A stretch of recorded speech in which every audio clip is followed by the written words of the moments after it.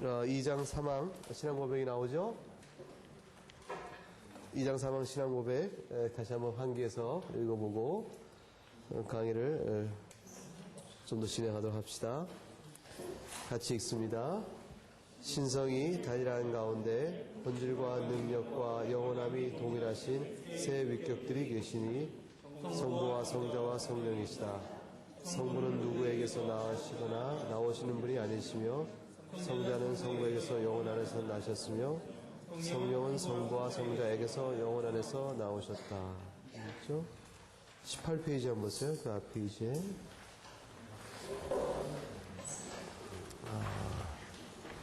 그 앞에 내용들은 이제 다 본거로 하고 18페이지에 C, 성령님은 그리스도와 구별이 되는가라는 문제에 대해서 좀 얘기를 나누죠. 이 질문은 왜 나오냐면 성경을 읽다 보면 그리스도 안에서라는 말과 성령 안에서라는 표현이 서로 어떠한 실제적인 기능의 차이가 있는 것인지 또는 존재적인 구별이 되는 것인지 이런 것을 다소 혼돈할 만한 그런 표현들이 나오기 때문에 이 질문을 제기한 것이죠. 그런데 성경 에베소 1장을 보세요. 성경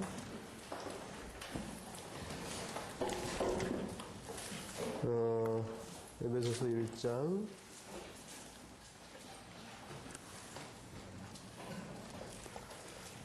13절 말씀.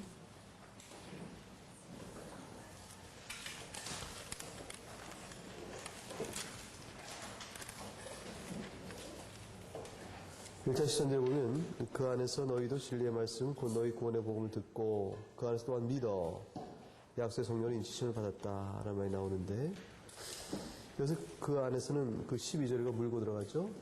12절 그리스도 안에서 전부터 바라던 우리로 그의 영광이 찬송이 되게 하려 하심이라. 그 안에서 그렇게 되니까 이 13절에 에베소 1장 13절 그 안에서는 이제 예수 그리스도 안에서라고 이제 문맥상 분별이 된단 말이에요. 근데 에베소 4장 30절에 가게 되면 하나님의 성령을 근심하게 하지 말라. 그 안에서 너희가 구속의 날까지 인치심을 받았다. 여기서 그 안에서라는 것은 그 문맥을 보게 되면 성령 안에서라는 뜻이 되어지요. 그러니까 결국은 같은 에베소서 안에서 구원의 사건을 말하면서 약속의 성령으로 인치신 사건이 1장 13절에서는 그리스도 안에서 너희가 성령의 인치심을 받았다라고 되어 있는데 근데 4장 30절에 가게 되면 너희가 인치심을 받는 성령의 인치심이 성령 안에서 받은 것이라 이런 식으로 이제 설명이 되거든요. 문맥상 해석이 그렇게 연결된단 말이죠. 그러니까 이제 그리스도 안에서와 성령 안에서가 서로 호환되고 있다라는 것을 볼 수가 있어요. 고린도전서 1장 2절에 가게 되면 고린도전서 1장 2절 말씀.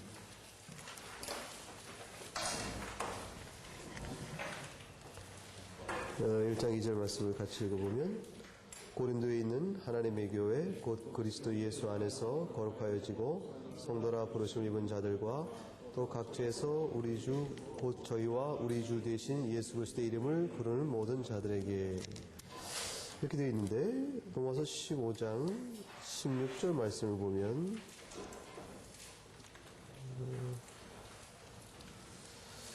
16절 말씀 같이 읽어보죠. 이 은혜는 곧 나로 이방인을 위하여 그리스도 예수의 일꾼이 되어 하나님의 복음의 제사장 직무를 하게 하사 이방인을 제물로 드리는 그것이 성령 안에서 거룩하게 되어 받으심직하게 하려 하심이라. 거룩하게 하시는 그 일의 사건이 16절에 보면 성령 안에서 거룩하게 되어 받으심직하게 된다. 이 거룩하게 이루어진 일을 성령 안에서 이루어진다라고 로마서 15장 16절 말씀을 하는데 고린도서 1장 2절에 보게 되면 우리가 거룩하여짐 즉 성도라 부르심을 입는 것은 예수 그리스도 안에서 있다라고 설명한단 말이죠. 그래서 이 거룩하여짐 사건, 이 사건 자체를 성령 안에서 혹은 그리스도 안에서 이렇게 이제 서로 호환된 상태로서 이렇게 쓰여지고 있는 내용을 보게 되어져요. 그러면 이제 성령님이 과연 그리스도와 구별이 되는 것인가라는 이제 생각을 해볼 수가 있어요. 거기 나와 있는 모든 예문들은 다 그와 같은 사례들을 제시해주고 있는 거예요. 그럼 이제 그리스도와 성령의 위격적 구별이 과연 맞는 것인가? 라는 문제가 생기고, 그것이 구별되어진다면 왜 이렇게 성령 안에서 거룩해진다, 그리스도 안에서 거룩해진다, 이런 식의 이야기가 나오는 것인가? 라는 생각을 할 수 있죠. 그에 대한 답은 뭘까요? 맞을까요? 그럼에도 불구하고 우선 구별이 분명하다는 사실을 먼저 전제합니다. 그 다음 18페이지 밑에 오순절 이전 사건에 어떻게 되었나. 우선 이제 보면 그리스도의 동정녀 잉태되었을 때 잉태되신 이와 그 잉태를 가능케 하신 이가 구별되고 있다는 사실을 기억하자. 그리스도를 밝혀주고 그리스도를 인도하고 광야로 인도하고 그리스도를 충만하게 하시는 그 모든 일로서 성령님이 성육하신 그리스도와 구별이 되고 있다는 사실이 아니냐라는 것을 이제 먼저 얘기해 주죠. 이 같은 위격적 구별이 있음에도 불구하고 그렇다면 이 구별이 다르면 사역적 기능도 서로 달라야 되지 않는가라고 생각할 때 왜 이런 사역의 일치가 나타나는가 거기에 대한 이유가 나타나요. 그래서 이게 중요한 부분이에요. 그것은 오순절 이후부터 쭉 나오죠. 이와 같은 문맥에 따라서 바로 그러하기 때문에 그리스도와 성령의 사역의 일치성이 난다. 다시 말하면 오순절 이후 그 다음부터 읽어봅시다. 성령님께서 그리스도의 사역과 삶을 드러내시기 때문이다. 바로 그 점 때문에 그래요. 성령님의 사역은 근본적으로 예수 그리스도께서 하신 그분이 누구시며 그분이 하신 일이 무엇인가 하는 것들을 증거하는 일이 성령님의 일이시기 때문에 그렇다. 따라서 아래와 같은 각각의 경우에 결국 예수 그리스도와 성령의 사역적 일치성이 확인되고 있는 것이다 라는 것이죠. 그래서 그것들을 성경을 찾아보면 하나씩 분별할 수 있어요. 그런 것들을 찾아가며 분별하는 것은 여러분이 숙제고 여러분이 스스로 하시는 일이고 시험에는 제가 물을 것이라는 것이죠. 자, 그래서 19페이지 맨 위에 보면 같이 읽어봅시다. 이러한 성경의 관찰은 하나님의 영으로서의 성령께서 또한 그리스도의 영이심으로 인하여 성령과 그리스도는 매우 친밀한 관계성을 지니면서도 또한 구별이 된 이러한 특징은 성부, 성자와 구별이 되시는 성령께서 영이시며 성부, 성자 하나님이 하나님으로서 영이시라는 사실로 인한 것이라. 그러니까 이게 존재적으로 세 위격 계신 성부, 성자, 성령이 한 영이시라는 것이에요. 각각이 영으로 존재하시는데 하나님이시니까 즉 하나님의 신적 속성 그 본질을 그는 순일하신 완전한 영이시라 이렇게 설명하잖아요. 그러니까 하나님은 순일하신 완전한 영이신데 그래서 성부, 성자, 성령 하나님이 각각이 완전한 영이신데 그 영과 영 사이에 뭐가 없냐면 경계에 의해서 구별이 안 돼요. 육체를 갖고 있는 우리들은 유한한 존재로서 서로 경계의 구별이 있죠. 그래서 아무리 해도 성서 나하고는 서로 다른 사람이란 말이에요. 우리가 마음과 뜻을 합쳐서 우리가 한 사람처럼 지내자 해도 다르다요. 그런데 이제 영이라는 존재의 특성은 또 그것이 또 무한하기 때문에 존재 간의 간격이 있어요, 없어요? 없거든요. 그러니까 그럼 완전 그 분할이나 복합된 형태로 존재하지 않으시기 때문에 따라서 그 영은 사실은 성경의 계시에서 하나님의 존재의 신비성이 위격적 구별로 제시되지 않았다면 도무지 알 수 없는 형태예요. 우리에게 있어서는. 우리가 삼위일체 하나님에 대한 신적 이해는 오로지 성경에 나타난 계시를 모아서 우리가 논리적 모순성에도 불구하고 설명할 수밖에 없는 마지막 선에서 고백으로 나오는 게 삼위일체예요. 분명히 구별되신다. 근데 완전한 영이시다. 따라서 그리스도의 영이 곧 성령이시요 성령이 곧 성부의 영이기도 하신 거예요. 그래서 하나님의 영이라 그리스도의 영이라 성령이라 이렇게 각각 쓰는데 구별이 없이 서로 바꿔서도 되는 그러한 신적 속성적 의미를 갖고 있어요. 그게 뭐냐면 영이라는 것은 존재적 의미에서 하나님의 존재의 하나님의 본질 신적 본질로서 무엇입니까? 물어보면 영입니다. 이렇게 얘기해요. 이 영이 무엇입니까? 라고 우리가 잘 모르죠. 다만 우리가 아는 것은 우리와 비교해서 육은 아니라 우리의 영혼이냐 영혼이라고 보는 것과 유사성이 있지만 이것이 유한한 거기 때문에 도무지 무한하며 순일한, 그래서 완전한 이 영의 존재를 우리가 우리 것으로 define 할 수가 없어요. 우리 것으로부터 이렇게 한계를 그어서 여기까지 이렇게 설명할 수가 없는 거예요. 그런데 우리가 아는 것은 하나님의 본질의 영이라 이렇게 설명을 할 때, 근데 우리가 보면 이 하나님의 본질이, 그러면서 이제 단일하신데, 근데 위격적 구별을 우리가 성부와 성자와 성령 하나님으로 이렇게 삼이라는 복수성이 등장한단 말이에요. 이렇게. 그러면 이 복수성 위격적 구별을 우리에게 다가오실 때 이 세 분이 다 하나님이시기 때문에 하나님으로 다가올 때 우리는 이 세 분에게서 하나님의 본질을, 그의 신성의 위엄성을 우리가 경험하게 될 때 그것은 단 하나로 등장할 수밖에 없단 말이에요. 왜냐하면 이 본질적 측면에 무슨 차이가 있어야 우리가 셋을 구별하죠. 하나로 등장하니까, 그럼 아버지의 위격 안에서 하나님을 경험하는 것과 아들의 위격 안에서 하나님을 경험하는 것과 성령의 위격 하나님을 경험하는 것이 다 같은데 그 같은 신적 본질의 내용 속에 영의 하나님과 만난단 말이에요. 이렇게. 그러니까 위격적으로는 아버지 영이라고 말할 수 있는데 그 영이 우리에게 다가온 신성의 계시여 신성적 사역 안에서는 아버지 영과 아들의 영과 성령의 영이 우리에게는 분별이 없어져 가는 거예요.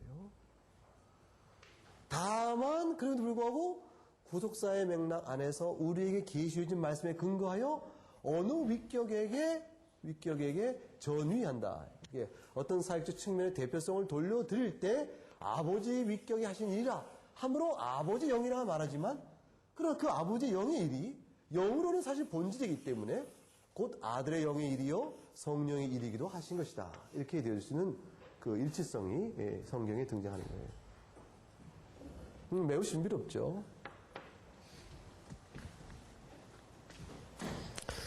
그래서 그걸 잘못 이해하면 이제 이렇게 이야기하면 쉽죠. 보통 사람들 생각에는 아버지께서 자기 영을, 자신의 영을 보내시니 그 영이 곧 성령이시다. 이렇게 이해를 합니다. 이렇게 얘기하면 성령은 뭐가 되시냐면 어떤 문제가 생겨요? 독립적 위격을 지내면 못 지내요. 못 지내요. 그죠? 독립적 위격이 어디고 오직 아버지의 일종의 아버지의 보내신 에너지 비슷한 게 된다. 이게. 이런 식으로 이해하는 시도들이 생기는 거예요. 이게 잘못된 시도라 이게. 즉 성경에 나타나는 위격상의 구별을 결국은 혼돈해버리거나 양태론적 해석하거나 이런 식의 해석이 나오게 되어지는 거예요. 네, 그렇지 않다. 그래서 이런 것이 아니라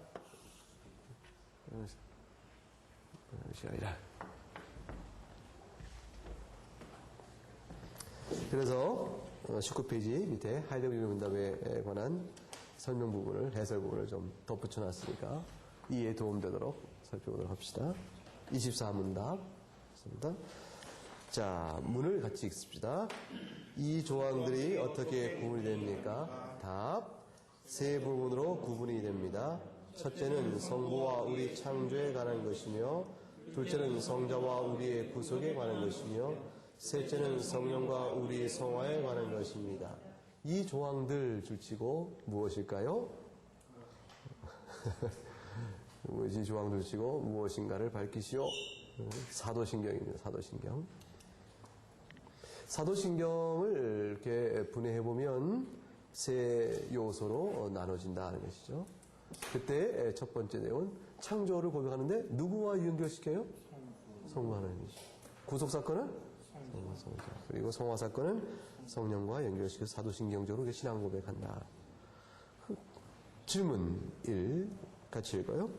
창조는 성부께, 구속은 성자께, 그리고 성화는 성령께 돌린다면 성자와 성령께서는 창조 사역을 행하지 않으셨으며 또 성부와 성령께서는 구속 사역을 행하지 않으셨으며 또 성부와 성자께서는 성도를 거룩해 하시는 사역을 행하지 않으신 것이 아닌가. 이제 문제가 돼요. 우리 사도신경에 각 위격을 창조, 구속, 성화의 각각 사역과 관련하여 성부, 성자, 성령을 구별하여 우리가 돌리고 있다면, 그렇게 신앙 고백한다면 나머지 다른 두 위격은 각각의 사역에 대해서 어떠한 관계를 맺는 것인가? 질문이 나오는 거예요. 그럼 창조할 때 성자와 성령께서는 함께하지 않은 것인가? 라는 식의 문제가 나올 수 있다는 거죠. 거기에 이제 답변을 잘 정리해서 차분히 이해해 보도록 하죠. 답변. 사도신경에서 창조를 성부께, 구속을 성자께, 그리고 성화를 성령께 돌리는 것은 위격들의 사역에 대하여 상호적으로 배타적이며 독점적인 의미에서 그러는 것이 아님을 주의하여야 할 것임. 즉 이러한 사역들이 세 위격들 모두에게 속한 것임을 부인하는 의미에서 사도신경이 이와 같이 고백하고 있는 것이 아니에요.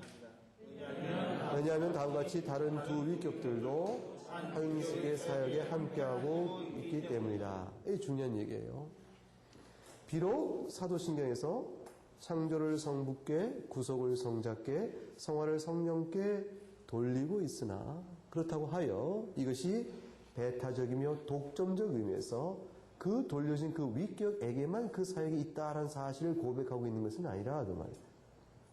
왜 그런가? 성경에 보게 되면 예를 들어서 성부의 구속 사역에 대해서 성부께서 구속 사역과 성화 사역을 감당하고 있음을, 성자께서 창조 사역과 성화 사역에 참여하고 있음을, 성령께서 창조 사역과 구속 사역에 참여하고 있음을 각각의 인용된 몇 가지 본문을 통해서 우리가 쉽게 확인할 수 있기 때문에 그렇다.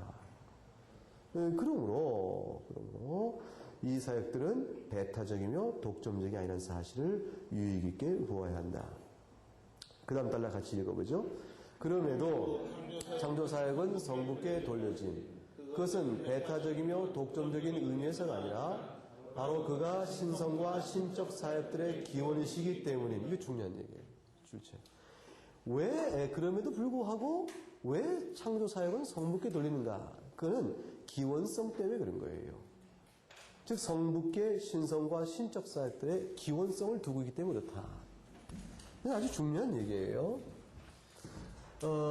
성부와 성자와 성령 하나님의 세 위격이 어느 한 위격이 없이 다른 두 위격만 있어 본 적이 없죠. 이 세 위격은 항상 영원전에 함께 하셨어요.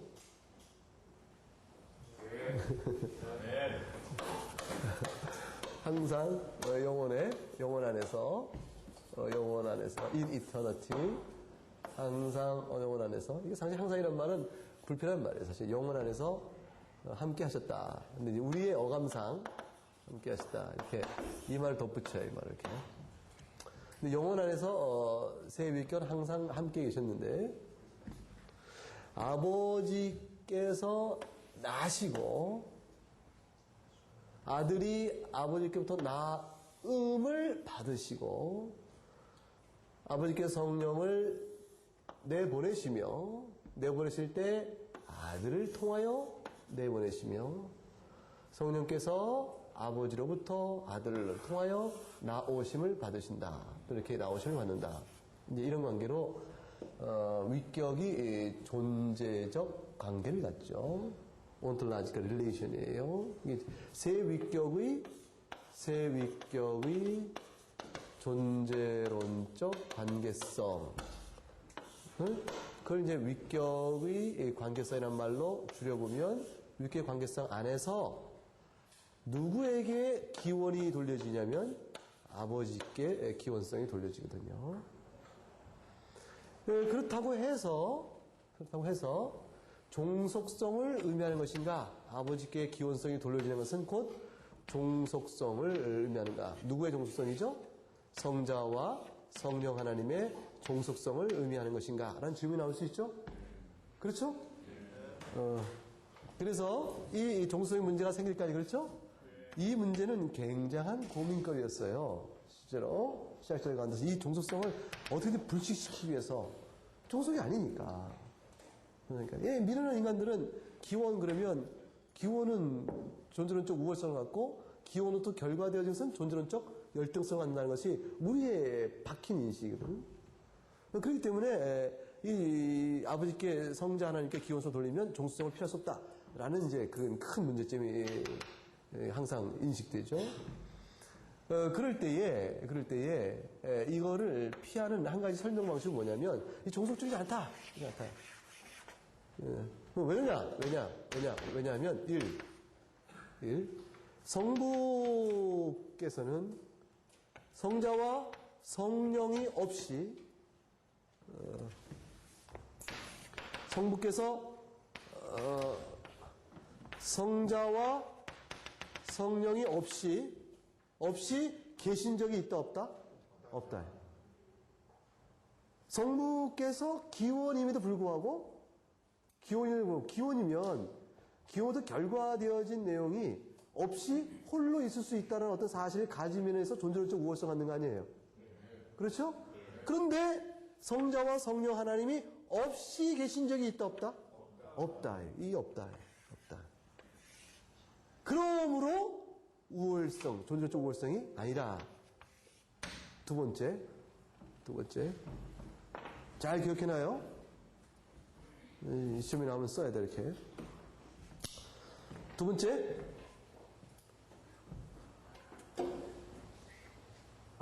성부께서 성부이심은 누구로 인하여 아버지 되시죠? 그 봐. 아들이 없이 아버지일 수 있나? 없죠. 그러니까 그런 관점으로 돌려버리게 되면 아버지 되시면 누구로 인한 것이에요? 아들로 인한 것이에요. 이 관계라는 것은 그걸 상대적인 거예요. 이렇게.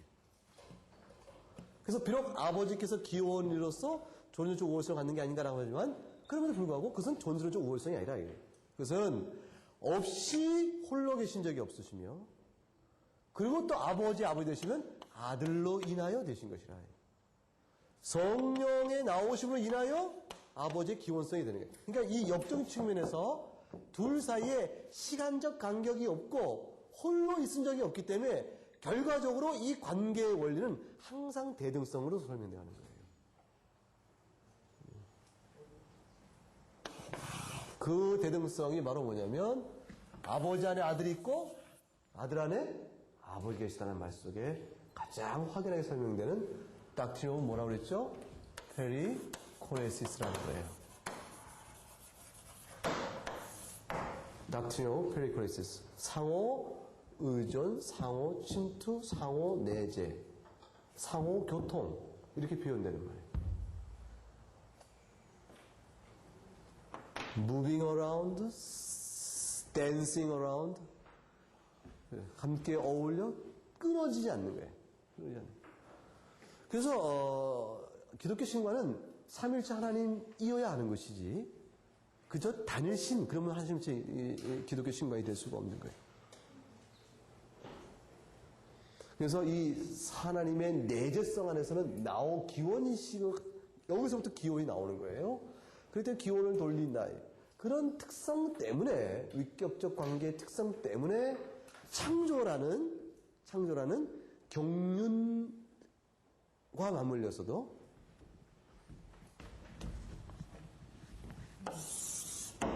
영원 안에서 시간 안으로 하나님께서 성부와 성자와 성령 하나님의 매우 신비로운 이 관계를 누리시면서 그 하나님으로서 창조를 하시고 창조를 하시고 그리고 구속을 하시고 성화를 해나가신 이 사건 안에서 이걸 가서 뭐냐면 하나님의 경륜이죠. 이거를 해나가신 우리 속에서 이 모든 일은 성부, 성자, 성령 하나님의 일이시죠. 그죠? 하나님의 일이심으로 그 일이 어느 윗경을 하신 일일 수가 없죠. 그렇죠? 그러므로 성부, 성자, 성령 삼일체 하나님께서 자기 이외의 피조계를 향한 일에는 분할이 있다 없다? 없다. 그러한 교리적 구별을 우리가 해나가는 거예요. 다 하나님이시다. 그런 하나님의 일은 이게 신성으로부터 일이 시작돼요. 신적 능력을 하시는 거예요. 신적 능력. 실적 능력에 나눔이 없거든요. 차이가 없거든요. 그런 의미에서 창조에도 성부, 성자, 성령, 위격의 모두의 일이요. 각각의 일이요, 모두의 일이요. 각각의 일이요, 모두요, 각각의 일이요, 모두의 일인데, 뭐 일인데, 그래도 불구하고, 기원성 때문에 창조의 대표성은 누구를 고백해? 성부를 고백하는 거예요. 그러면 구속사건에서는 누구의 이름을 대표로 우리가 내르죠? 성자. 왜 그럴까요? 왜 그럴까요? 성육하신 분이, 왜냐하면 성육하신 분이 실제 인간의 몸으로 오셔 구속사건을 역사 속에 실행하신 분이 누구시라고? 성자 위격 하나님이기 때문인 거예요. 성자 위격 하나님 때문에. 성자 위격 하나님. 이 말을 잘못 이해해가지고 성부, 성자, 성령 하나님의 삼일체 하나님께서 피조기를 향한 일은 분할되지 않는다 라고 말함으로 인해서 모두의 일이시다라고 말하니까 성육하신 것도 삼일체 하나님이다 이렇게 말하면 돼요, 안 돼요? 성육하신 이는 누구시라고요? 성자 하나님이지 삼일체 하나님이 성육한 게 아니에요. 성육 사건 속에는 단일 한 위격만 성육하신 거예요. 그 위격적 사역으로 성육해 오시는 일이 기독론에서 성자의 위격이 신성을 비우시고 인성을 취하셨다는 의미로 설명되는 거야. 그래서 이게 히포시스타스인가 이게. 히포시스타스라. 즉 히포시스타스는 본래 성자의 위격이 히포시스타스로 없었던 인성이 그 위격과 결합되어짐으로 그래서 결과적으로 인성이 성자와의 결합을 가리켜 뭐라 하냐면 히포스테릭 유니온이라고 말하는 거예요. 위격적 결합이라고 말하는 거예요. 위격의 결합이라. 뭐의 결합이 아니라는 거예요. 신성과 인성의 결합이 아니라 그 말이에요. 성육의 사건이 이해하시죠? 그래서 성육 사건이 이루어진 이 일 때문에 위격적 연합을 이루신 성자의 역할 때문에 구속 사건에 대한 일을 성자에게 돌리는 것이요. 그 다음에 우리를 중생케 하시고 거룩케 하시는 그러한 성령의 성화적 사역을 성령님께 돌리는 거예요. 왜냐하면 성부께서 성자를 통하여 보혜사 성령을 보내심으로 실제 위격 연합하신 그 주께서 승천하신 이후에 보내신다라고 말씀하셨던 그 보내심으로 인하여 우리 안에 역사되어지는 구속 사건의 효력의 적용이기 때문에 성령님께 돌리는 것이죠. 네, 그런 맥락에서 이렇게 되는 것이니까 이런 부분에 대한 오해가 없어야 한다. 그 아까 성부께 창조 사역을 돌리는 게 성부께서 이제 기원이시기 때문에 그렇게 돌리신다고 말씀하셨는데 그렇게 되면 그 기원이라는 의미가 성부와 성자와 성령 하나님의 그 기원이 실제 창조 사역에서의 하나님이 기원이시고 그분이 만드신 창조로서의 그 기원과는 좀 다른 개념이지 않습니까? 그런데 왜 굳이 성부 하나님이 그 기원이시기 때문에 그 창조 사역에 돌린 글쎄 말이야. 그럼 어떻게 하면 좋겠어, 도전사 생각. 그러니까 유비적 개념이라는 것은 항상 제한이 있어요. 응? 제한이 있어요. 우리가 창조할 때 타락 구속에서 성육 사건이 있기 전에는 하나님의 삼위적 구별을 우리가 알아요, 몰라요? 그 안에서 그러면 그걸 계시해서 알려지기 이전까지의 하나님에 대한 고백 속에서 창조 사역은 누구에게 돌려지겠어요? 하나님. 그럼 성부께서 이 땅에 오셔서 그 하나님께 예배하고 경배하며 인간의 죄인됨을 설명해나고 창조를 설명할 때 주께서 이 땅에 오셔서 중보자로서 누구에게 경배해? 하나님 경배하죠. 근데 그 하나님 경배하면서 중보자께서 그 하나님 가르쳐 뭐라고 부르셔서 특별하게 아버지라고 부르셨지. 그러므로 결과적으로 창조 사역이 누구에게 기원이 돌아가겠어? 아버지. 그런 흐름 안에서 이게 성부께 창조 사역 기원이 돌아가는 거예요.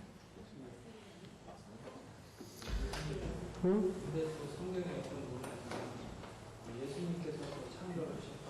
네, 그렇죠. 그렇죠. 어. 그 얘기를 지금 계속, 지금 그것 때문에 이 얘기를 하고 있는 거예요. 네, 무슨 얘기냐면, 여러분 페이지 보게 되면, 성자 보면 성자, 거기 20페이지, 그 예를 들어라고, 성부, 성자, 성령 이렇게 돼 있죠? 성자에 보면 창조사역, 성자께 창조사역을 했죠? 지금 양손 얘기하는데 그대로 그렇게 했죠? 그럼에도 불구하고, 왜 성부께 사도신경 안에서 이렇게 창조를 사역을 이렇게 우선적으로 돌리는가라는 것에 대한 이야기는 배타적 독점적인 해석을 하면 안 된다. 왜냐하면 금방 지금도 성경에 성자께 창조사역에 참여하신 분이 설명되고 있기 때문에 그렇다. 그거예요. 응? 그러니까 어떤 위격에게 그 어떤 사역의 형태를 돌린다고 해도 그것을 어떻게 이해하면 안 된다? 배타적이며 그 위격의 독점적 의미로 이해해서는 안 되는 것이라는 측면을 유념해 두면 된다. 그게 그 얘기를 한 거죠. 자, 그 다음 줄 읽어봅시다.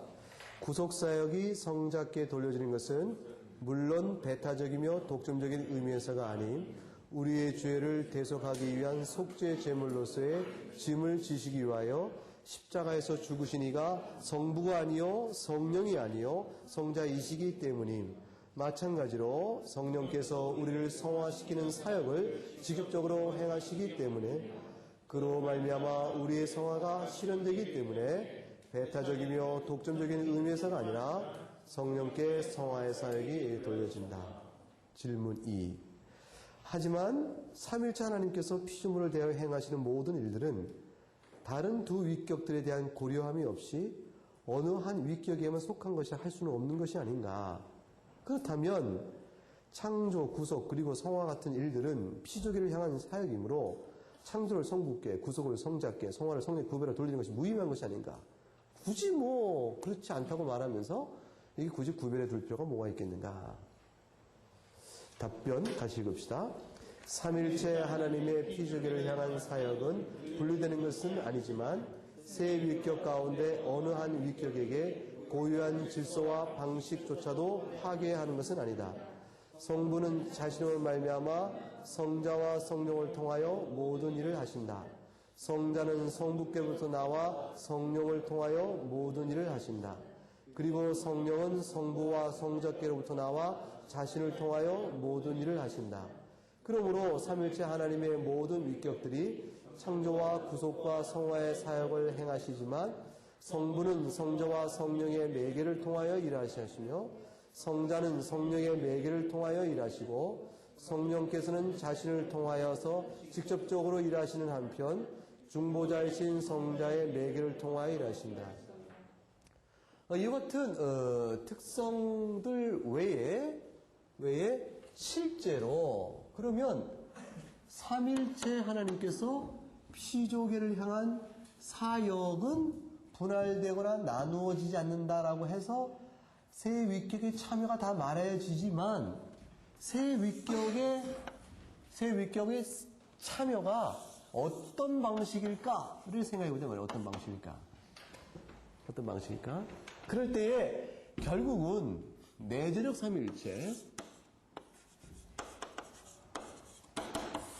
이게 임하는 거죠. 내재적 삼일체의 존재 관계 원리가 경륜적 삼위일체, 이카나미칼 트리니티 안에서 그대로 반영이 되어지는 형태로 드러나는 것이 아닐까라고 성경의 몇몇 구절을 통해서 이렇게 확인 이렇게 적용을 해보거나 추론을 해보는 거예요. 그럴 때 성부께서 창조하시고 성자께서도 창조하시고 성령께서도 창조하신다고 하실 때 어떻게 세 위격이 창조일을 함께 하실까? 우리 세 사람이 합시다. 그럼 어떻게 해요? 야, 3분의 1씩 해서 합쳐. 이렇게 할 거 아니야. 응? 그러면 하나님도 그렇게 셋씩 해가지고 합칠까요? 그런 거 아닐까요? 그죠? 그렇게 하면 하나님은 순일하지 않으신 거라고. 그럼 셋이 해서 합치는 것도 아니고 그럼 각각이 모두 다 해가지고 합쳐? 이럴 때에 모두가 행하시나 아버지가 전부 창조하신 일이요 성자가 전부 창조한 일이요 성령께서 전부 창조하신 일이지만 이 사이에 분할과 더함이 없이 아버지와 아들의 관계가 낳고 낳음을 받고 보내시고 보내심을 받고의 이 관계의 원리 따라 아버지는 아들과 성령을 통하여 일하시고 아들은 아버지의 뜻을 쫓아 성령을 통하여 일하시고 성령께서는 아버지와 아들의 뜻을 따라 자신을 통하여 일하시는 그런 존재 관계 형성의 원리에 따라서 창조 사역에 함께 일하시고 하셨다라고 설명될 수도 있다. 설명된다. 설명돼. 그런 의미에서 내재 삼일체가 이카나 삼일체와의 관계성이 설명되어가는 거예요. 그렇게 볼 때에 그러한 원리에 따라 되어진다고 할 때 결국 우리는 어느 위격적 특성을 창조의 특성과 아버지의 특성을 연결시키고 여기는 자연스러움도 볼 수가 있다. 이것이죠. 인카네이션, 성육신은 매개자가 있어야 되므로 성자께 돌려지고 그 다음에 그 뜻을 이루시는 직접적인 사역은 자신을 통해 일하시는 직접 사역은 성령님께 돌리는 것이 그것이 적절하지 않은가라는 시학적인 설명도 가능하다.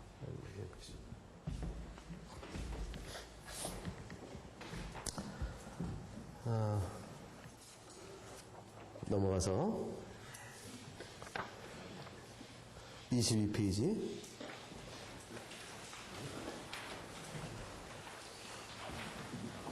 넘어간 부분은 어떻게 해야 되죠? 혼자 자습을 하는 거죠. 22페이지 질문 4. 자, 같이 읽어볼까요? 하나님의 새 위격들은 어떻게 구별이 되시나? 이제 중요한 부분이 나왔어요. 또 답변 첫째 패러그래프 같이 읽어요. 질문에 답하기 위하여 먼저 고려할 것은 새 위격 하나님들에게 공통적인 것들은 무엇인가를 아는 것이다.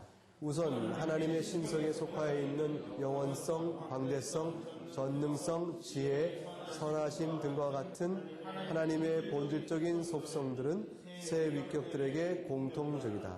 둘째로 이러한 신성의 공통성으로 인하여 새 위격들이 피조계를 향하여 행하시는 모든 외적 사역들과 행동들, 예를 들어 창조, 보존, 통치, 교회를 모시고 보존하신 일들은 새 위격들에게 공통적이다. 이게 전제예요. 그 다음과 같이 읽어요. 이러한 이해의 전제 위에서 새 위격들은 두 가지 방식으로 구별이 된다. 첫째 방식은 내적인 사역들에 의하여서이다. 위격들은 서로를 향하여 서로 구별이 되는 관계성을 지닌다. 성부는 자신으로부터 존재하며 다른 위격들로부터 존재하지 않는다. 성자는 성부로부터 영혼 가운데 출생하셨다. 성령은 영혼 가운데 성부와 성자로부터 나오셨다. 이 가로는 동방교회와 서방교회의 의견 차이 때문에 가로를 해놓은 거죠. 서방교회는 괄호를 없애고 동방교회는 괄호 안에 있는 것을 지우죠.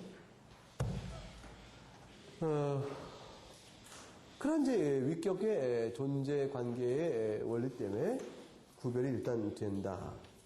이런 구별은 새 위격들 가운데 질서적인 구별을 또한 우리에게 보여주게 된다. 23페이지 첫 단락.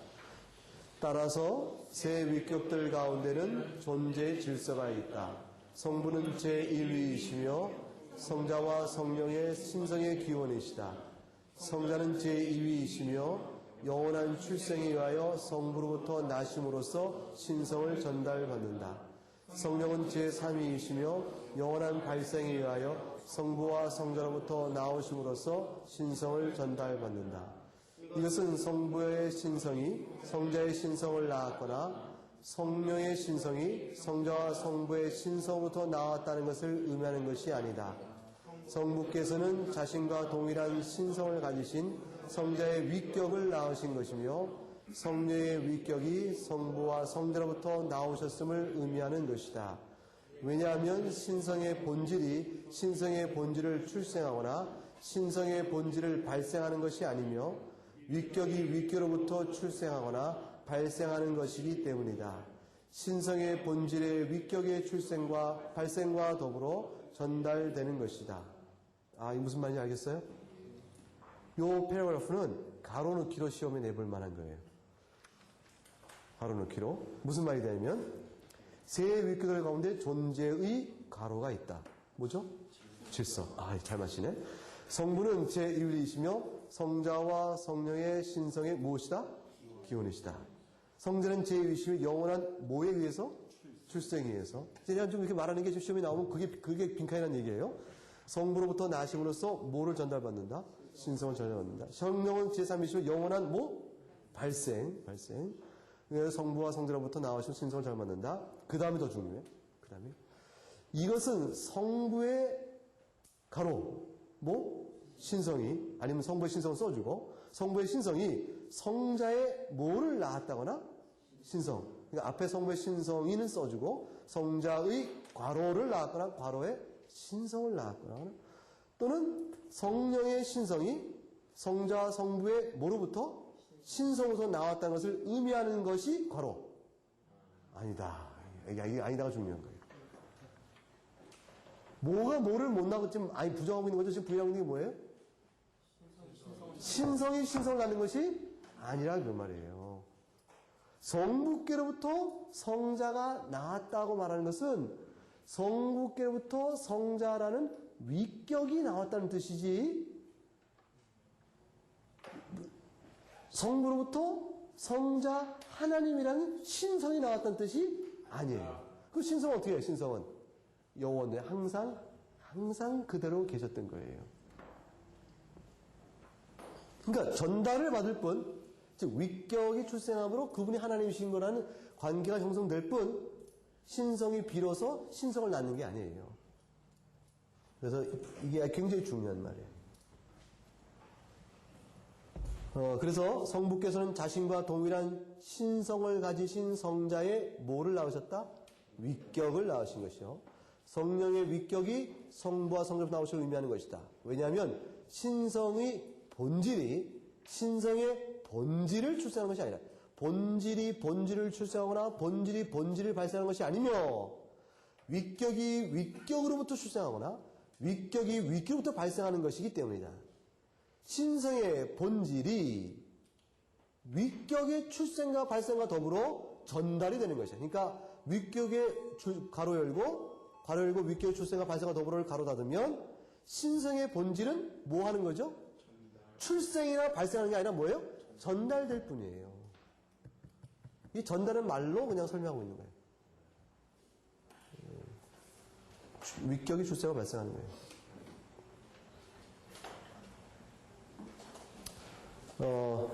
이걸 그냥 읽고 마칩시다. 그래도 종은 쳤지만 다음 달 읽어봅시다. 여기서 주의할 점은 성부는 성자와 성령보다 시간적으로 앞서지 않으며 성자는 성령보다 앞서지 않으며 단지 존재의 질서에 있어서 앞서실 따름이란 사실이다. 세 위격들 가운데 어느 위격도 다른 두 위격들보다 시간에 있어서 존엄에 있어서 신성의 정도에 있어서 앞서거나 뒤에 있지 않으며 단지 존재의 뭐에 따라서?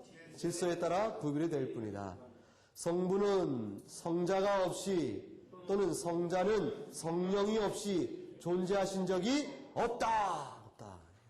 이게 중요한 거예요.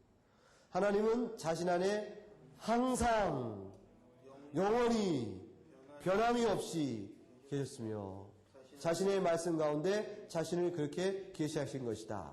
이 마지막 문장에서 하나님은 줄치고 무엇을 가리킵니까? 1. 성부, 2. 성자, 3. 성령, 4. 삼일체.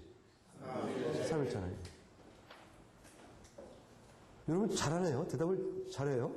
내가 굉장히 행복한 마음이 들어요.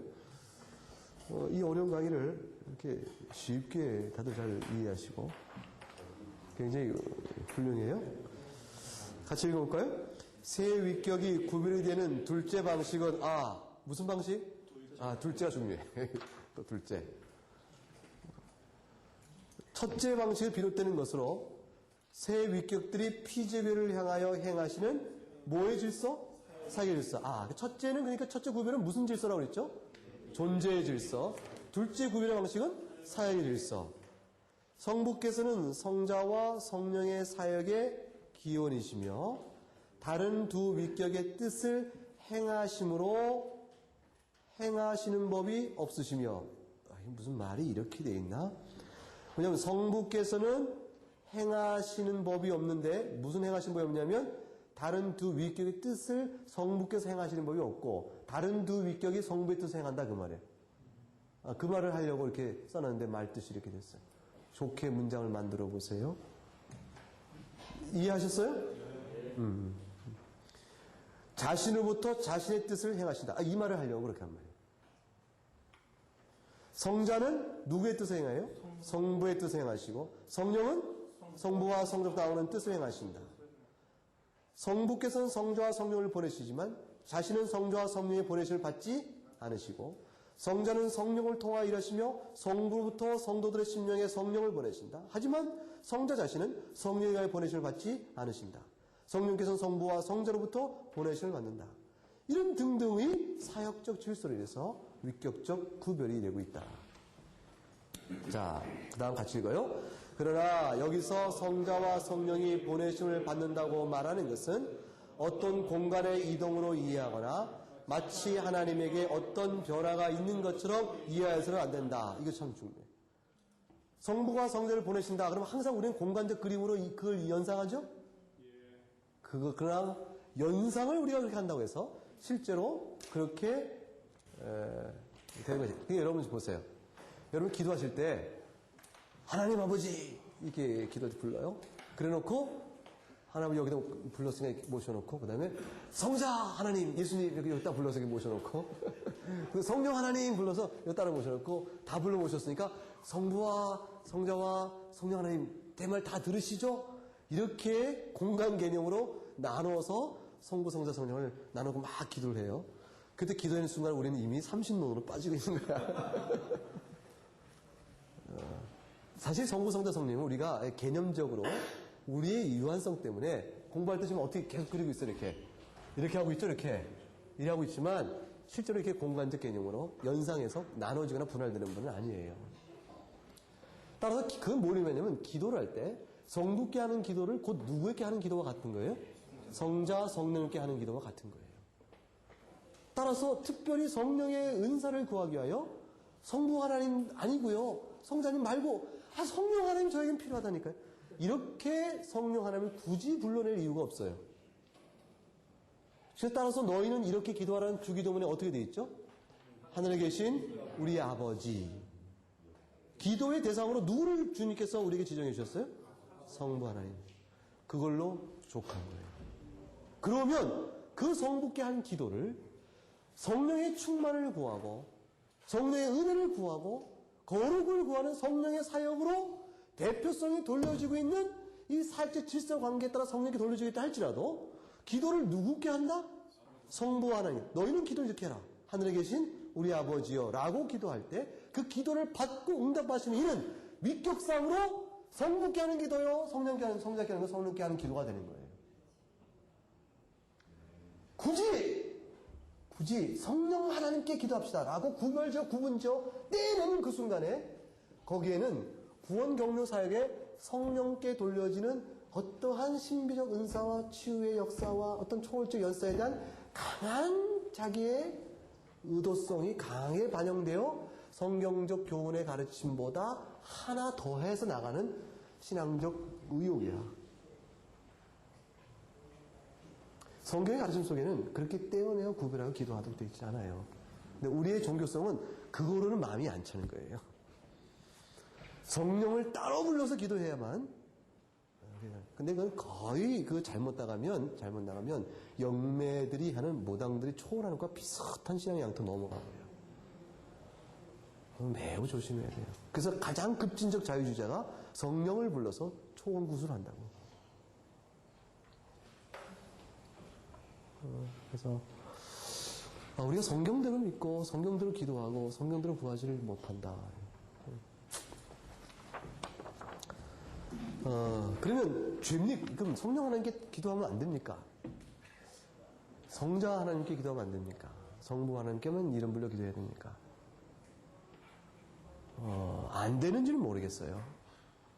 안 되는지는 모르겠어. 성경에 하지 말라 그렇게 금하시지 않았기 때문에. 근데 기도를 이렇게 하라고 가르쳐준 내용에 따르면 그렇게는 가르쳐주진 않아요. 그러니 내가 된다는 말을 못하는 거예요. 저는 그렇게 하지 않아요. 기도를 우리가 임의로 할 수가 없잖아요. 여러분들이 임의로 할 수 있다고 생각하면 임의로 하세요. 우리가 이제 하나님을 모르던 상태에서 주의 은혜로 주를 알게 되었죠. 그렇죠? 우리를 하나님을 알게 해주신 모든 복음적 진리가 어디에 담겨 있어요? 성경에 있죠. 성경의 말씀 안에서 우리는 신앙을 어떻게 하는가에 대한 모든 것을 거기서 답을 얻어요.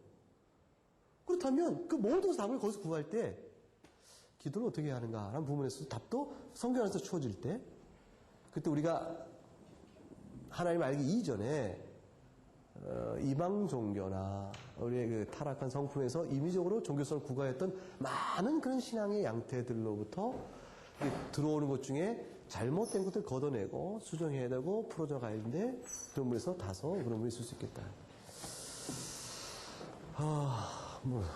굉장히 어려운 부분이야. 그다음 보세요.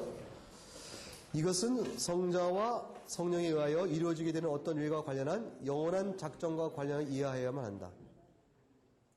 다시 이것은 성자와 성령에 의하여 이루어지게 되는 어떤 일과 관련한 영원한 작정과 관련하여 이해하여야만 한다. 즉 성자와 성령의 일하심을 통하여 하나님의 영원한 뜻이 실행이 되고 드러남을 의하는 것이다. 이러한 의미에서 성자께서는 실제로는 하늘로부터 내려왔을 때에 또한 하늘에도 여전히 계셨음에도 불구하고 자신이 성부에 의하여 세상에 보내심을 받았다고 말하는 것이다. 잘 중요하죠? 성자께서 이 땅에 계셨을 때에라도 성자 하나님으로서는 하늘에 여전히 계셨다는 사실을 잘 기억해서요. 응? 그래서 성육신 사건을 말미암아 하늘에 성자 하나님이 안 계신 것이 아니라 그 말이에요. 신성으로 성자 하나님은 영원히 계속 계셨기 때문에 어떻게 된다는 얘기죠?